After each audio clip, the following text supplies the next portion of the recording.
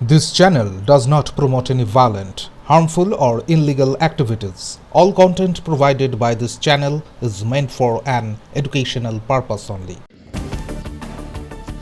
শালবনীতে rail gate তোলাকে কেন্দ্র করে আধিকারিকদের সামনে বিক্ষোভ সাধারণ মানুষের।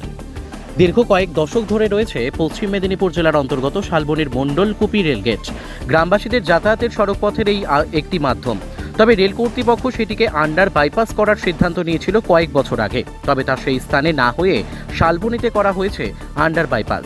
তারপরে রেল কর্তৃপক্ষ সিদ্ধান্ত নেয় ওই রেলগেটটি তুলে দেওয়া হবে, যার ফলে ক্ষিপ্ত হয়ে ওঠে সাধারণ মানুষ।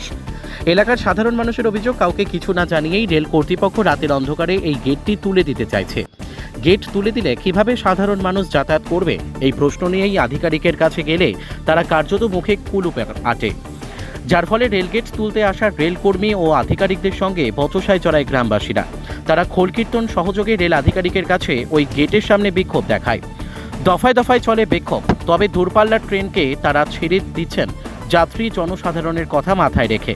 তাদের দাবি, হলের রেলগেট রাখতে হবে, নতুবা আন্ডার বাইপাস তৈরি করে দিতে হবে, না হলে এলাকার মানুষ যাতায়াত করতে পারবে না।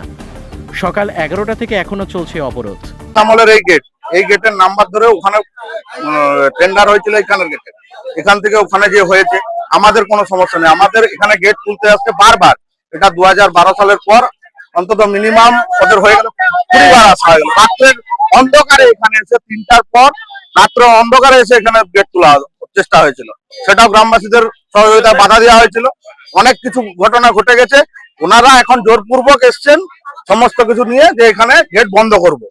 কিন্তু আমাদের একটাই দাবি গ্রামবাসীদের তরফ থেকে, যে এখানে বিকল্প কিছু ব্যবস্থা করা হোক, তারপরে তারা আন্ডার গেট বন্ধ করবে।